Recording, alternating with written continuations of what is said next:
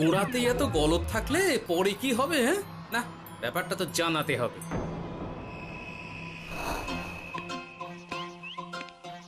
এই তো মহারাজের প্রিয় গোপালও চলে এসেছে। তাহলে এবার সভা শুরু করা যাক মহারাজ। সে আপনি যাই বলুন না কেন মন্ত্রী মশাই, আজ আমার আপনার সাথে ঝগড়া করার কোনো ইচ্ছেই নেই। কেন গোপাল, কি হয়েছে তোমার? কি আর বলি মহারাজ, কৃষ্ণনগরের ভবিষ্যৎ দেখে আমি তো ভাষাই হারিয়ে ফেলেছি। বলো কি, কৃষ্ণনগরের ভবিষ্যৎ? তা শুনি শুনি, খুব ভালো কিছু নিশ্চয়ই। এতে আর শোনার কি আছে মহারাজ, অবশ্যই ভালো হবে। সে কথা তো আমি একবারও বলিনি মন্ত্রী মশাই।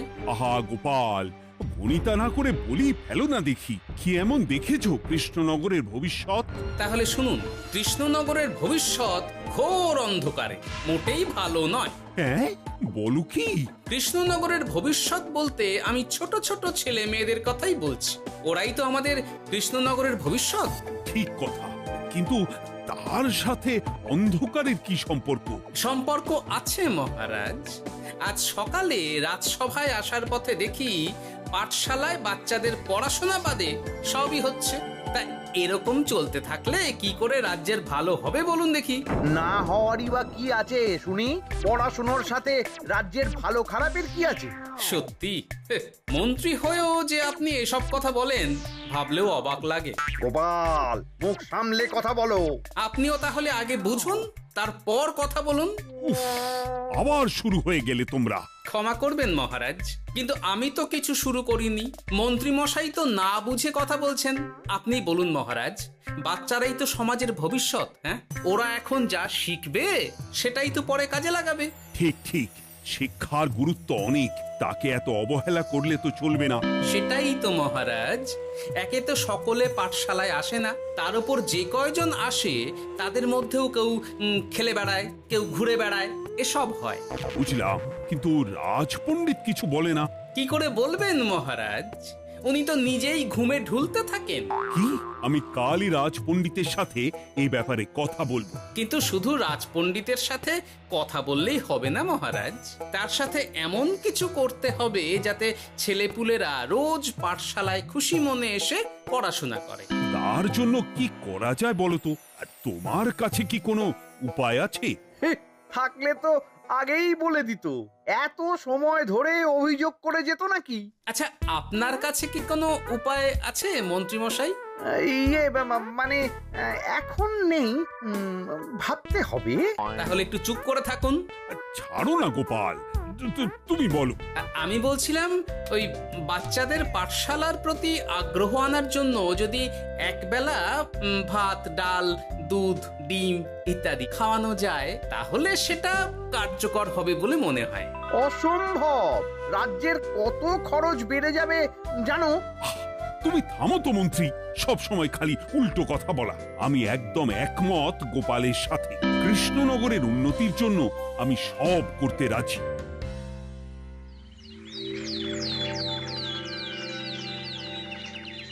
তোমার কিছু বলার আছে পণ্ডিত, পাঠশালার এই অব্যবস্থার ব্যাপারে? আজ্ঞে মহারাজ, অনেক ভোরে উঠি তো, তাই একটু চোখ লেগে যায় আর কি। চোখ লাগারও আর সময় পেল না তোমার? পড়ানোর সময়ই চোখটা লাগতে হলো। যাই হোক, যা হওয়ার হয়ে গেছে, আর যেন এমন না হয় সেটা কিন্তু মাথায় রেখো। আজ্ঞে মহারাজ, কথা দিচ্ছি আর কোনোদিন পড়ানোর সময় ঘুমোবো না। বেশ, আর মন্ত্রী, তোমার ওপর একটা দায়িত্ব আছে। বলুন মহারাজ। তুমি পাঠশালাতে পড়াশোনা শুরু করতে পারবে এমন বয়সী সকল বাচ্চাদের মোট সংখ্যাটা জেনে কোনো দোকানদারের কাছে গিয়ে সেই পরিমাণ শস্যপাতি আর ডিমের বায়না দিয়ে আসবে। আর হ্যাঁ, একজন ভালো রান্নার ঠাকুর জোগাড় করো। যথাজ্ঞা। আরে বাস, এ তো দারুণ সুযোগ। এই ফাঁকে আমারও কিছু লক্ষ্মী লাভ হতে পারে। গোপাল, তোমারও একটা দায়িত্ব আছে। হ্যাঁ, বলুন মহারাজ। মন্ত্রী যে দোকানদারের কাছে সব জিনিসপত্র বায়না দেবে, সেখান থেকে জিনিসপত্রগুলো নিয়ে তুমি রোজ পাঠশালায় পৌঁছে দেবে, কারণ এসব ব্যাপারে মন্ত্রীর ওপর আমার ভরসা নেই। ঠিক আছে মহারাজ। মহারাজের বেশি বেশি বলে কিনা আমার ওপর ভরসা নেই। সব জোগাড় করব আমি, আর শেষ বাজিটা মারবে গোপাল। আরে না, ভালোই হলো। আমি যদি কিছু করিও তবু দোষ পড়বে গোপালেরই উপর। কি ব্যাপার, মন্ত্রী মশাই কিছু বললো না এটা শুনে? কি ভাবছে এত? ঠিকই বলেছেন মহারাজ, এসব কাজ গোপালই ভালো করতে পারবে। বাবা, ওভাবে কেন বলছো গোপাল? আমিও তো চাই কৃষ্ণনগরের ভালো হোক। বেশ, ভালো হলেই ভালো। শোনো ঠাকুর, তাহলে ওই কথাই রইলো। দেখো যেন কোনো ভুলচুক না হয়। ঠিকঠাক কাজ করলে ভালো বকশিস পাবে। কেমন? হ্যাঁ হুকুম, কোনো ভুল হবে না। পাথর ভেঙে এক বস্তা কাঁকড় আমি তৈরি করেই এনেছি, আর অর্ধেক দুধে অর্ধেক জল মেশানো আর ডিম সরানো, এই তো সব হয়ে যাবে। হ্যাঁ, তবে দেখো গোপাল যেন এর টের না পায়। না না হুকুম, দু গোপাল কেন, কাকপক্ষীও টের পাবে না।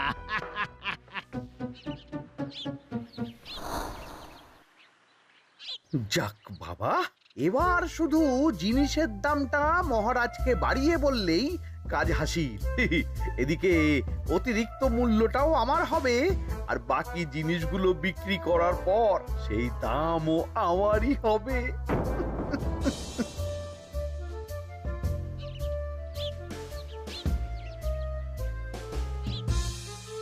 ওরে, কোথায় যাচ্ছিস সব তোরা?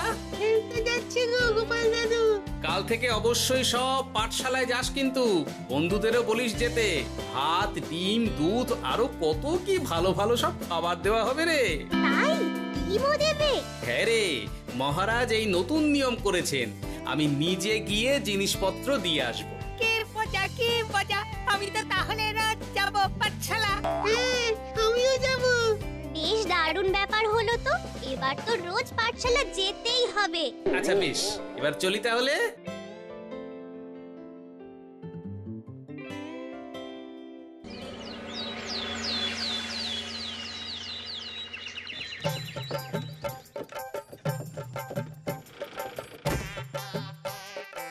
এই নাও গো ঠাকুর, সব জিনিস নিয়ে চলে এসেছি। একবার মিলিয়ে নাও দেখি। ঠিক আছে গোপাল দাদা, এখনই সব দেখে নিচ্ছি।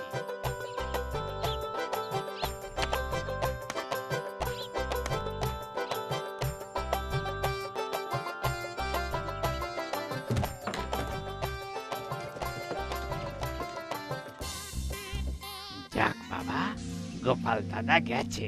এবার মন্ত্রী মশাইয়ের কথা মতো সব করলেই কেল্লা ফতে।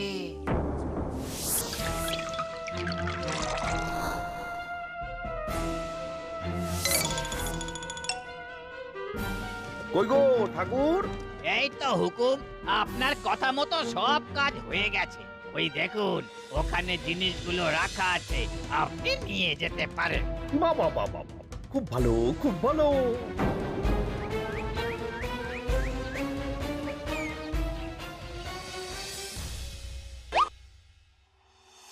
ও কি, অর্ধেক ডিম দিলে যে? বাকিটা কোথায়? কিসের বাকি? ডিমটা অমনি দেখতে। বললেই হলো। ডিম কখনো অর্ধেক হয়? বাকিটা কোথায় বলো, নইলে কিন্তু। আরে বাবা, তুমি ডিম খেতে খুব ভালোবাসো বুঝি? হ্যাঁ তো। তাহলে এটা জানো না যে অর্ধেক ডিমের দ্বিগুণ শক্তি হয়? সত্যি? হ্যাঁ, তা নয় তো কি মিথ্যে? ওই জন্যই তো আমি তোমাদের সকলকে অর্ধেক ডিম দিই। আরে বাস, এটা তো আমরা কেউই জানতাম না। ঠিক আছে, আমি আমার সকল বন্ধুকে এটা জানাবো। যাক বাবা, বিশ্বাস করলো তবে, নইলে আর একটু হলেই ধরা পড়ে যেতাম।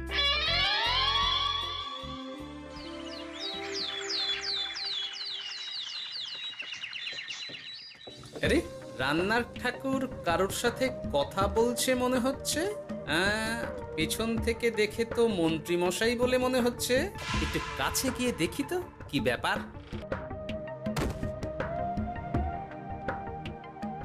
আরে গোপাল দাদা যে, তোমার কথাই ভাবছিলাম, আর দেখো তুমি চলে এলে।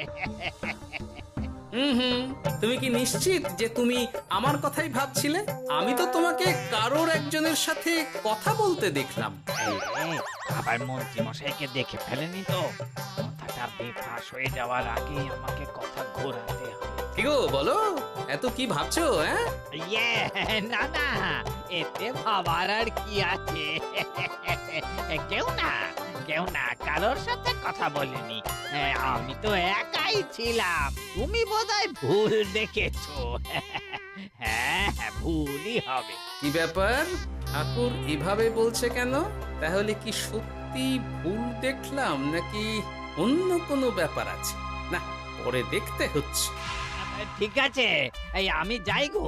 হ্যাঁ, অনেক কাজ আছে। হুম, না না না, ঠাকুর যতই বলুক না কেন কেউ ছিল না সেখানে, তবু মনটা কেমন যেন খটকা লাগছে। যাই হোক, মনে হওয়া নিয়ে তো আর কিছু করা যাবে না।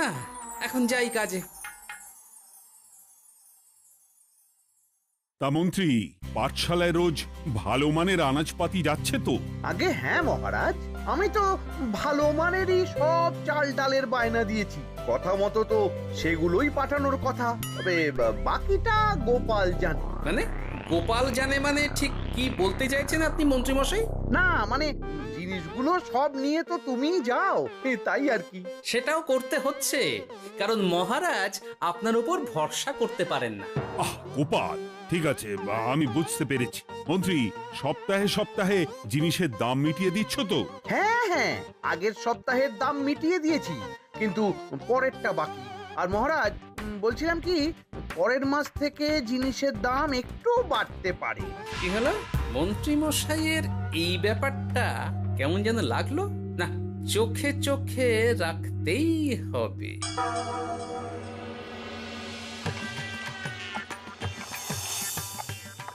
কিরে বুটি, তুই অর্ধেক ডিম খেয়ে বাকি অতটা রেখে দিলি কেন?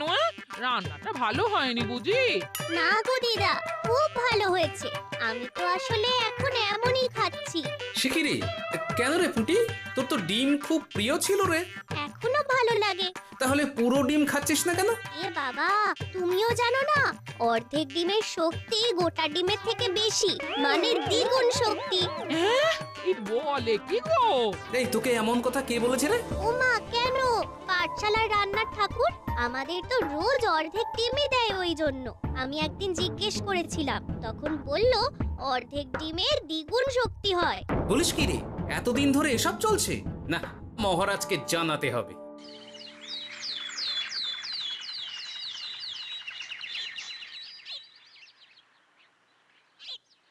আরে গোপাল এত সকাল সকাল রাজবাড়ির দিকে যাচ্ছে কেন? গিয়ে আড়াল থেকে দেখি তো।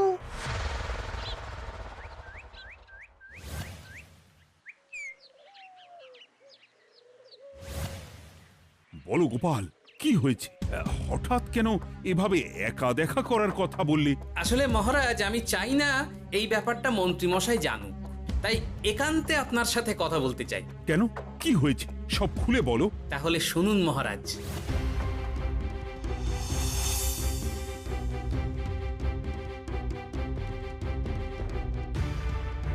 কি সাংঘাতিক ব্যাপার!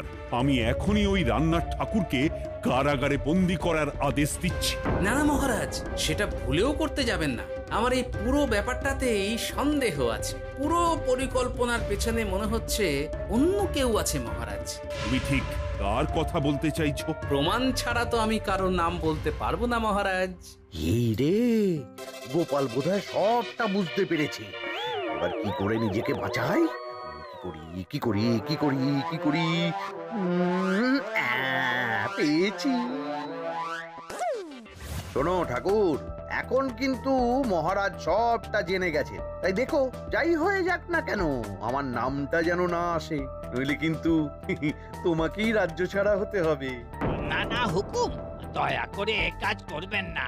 আমি মরে গেলেও আপনার নাম নেব না। মাথায় থাকে যেন। বলো বলো, তুমি কেন এমন করেছো? আগে আগে আমি নিজে থেকে এসব করিনি মহারাজ।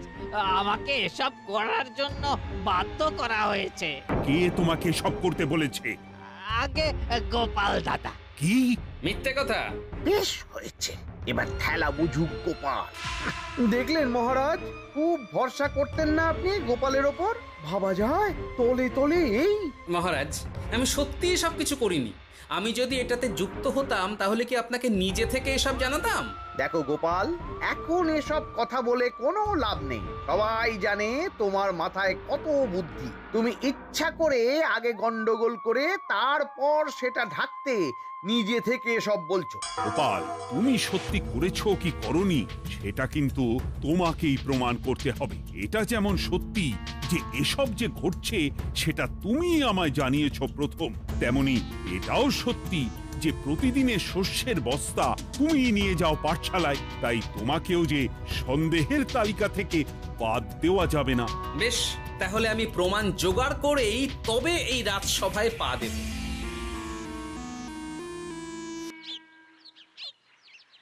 আজকের পরে আমি আরো নিশ্চিত যে এসবের পিছনে মন্ত্রীমশাই যুক্ত আছে। এবার শুধু ওনাকে হাতে নাতে ধরার ব্যবস্থা করতে হবে। ও কি দাদু, তুমি এই সময় বাড়ি ফিরছো? হ্যাঁ রে, তোর দাদুকে আর চোরের অপবাদ দিয়েছে, তাই প্রমাণ জোগাড় না করে আমি রাজসভায় যাব না। কি বললি? তোমাকে কে চোরের অপবাদ দিয়েছে? কে আবার? ওই মন্ত্রী। কিন্তু আমার সন্দেহ হচ্ছে যে আসল চোর ওই মন্ত্রী। বাস, তাহলে আর চিন্তা কি? আমরা আছি তো, মন্ত্রীর ওপর নজর রেখে তোমাকে সব খবর দিয়ে যাব। হ্যাঁ দাদু, আমারও অনেক রাগ হয়েছে। এতদিন মিথ্যে বলে আমাদের অর্ধেক ডিম খাইয়েছে। আমি এটা কিছুতেই মানতে পারছি না। এবার সত্যিটা সবার সামনে আসবেই।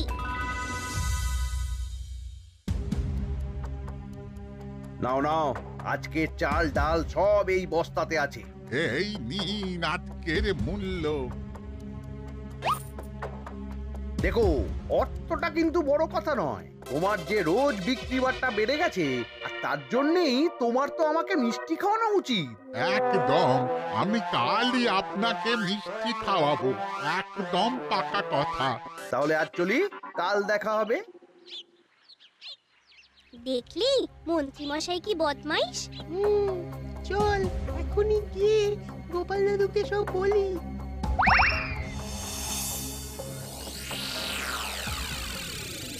তাহলে এটাই হলো আসল ব্যাপার। খাওয়াচ্ছি ওকে মিষ্টি। হ্যাঁ গোপাল দাদু, একেবারে আচ্ছা করে দাওয়াই দিও। আচ্ছা শোন, আমার মাথায় একটা বুদ্ধি এসেছে, বুঝলি? কাল তোরা ওই পাশের গ্রামের দোকানদারকে কিছু একটা করে আটকে রাখ, আর আমি সেই সুযোগে মন্ত্রীর সাথে দেখা করব। আচ্ছা, তুমি কোনো চিন্তা করো না। ঠিক আছে, তোরা এখন যা, আমিও একবার মহারাজের সাথে দেখা করে আসি।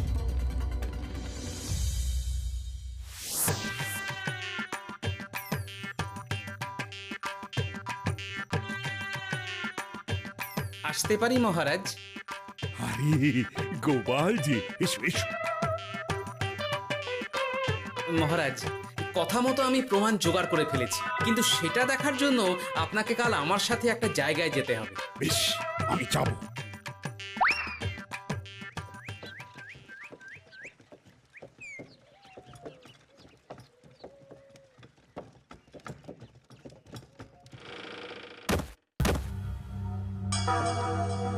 এই কি, তুমি কে? আগে আমি মালিকের খুব বিশ্বস্ত কর্মচারী। আজ সকালে মালিক একটা অন্য কাজে ব্যস্ত হয়ে পড়েছে, তাই আমাকে পাঠালো। কিন্তু কথা মতো আপনার জন্য মিষ্টি পাঠিয়েছে। এই তাই নাকি? দাও দাও দাও দাও, শুনেছি তোমাদের গ্রামের মিষ্টিও নাকি খুব ভালো। হ্যাঁ, ওই আর কি। নিন।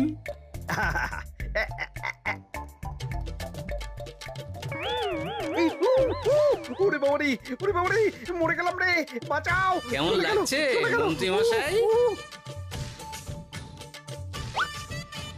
গোপাল, তুমি? তোমায় আমি ছাড়বো না। এই যে গোপাল দাদু, আসল দোকানদার। আসল দোকানদার? এই রে, এবার কি হবে? তোমার কি আর কিছু বলার আছে মন্ত্রী?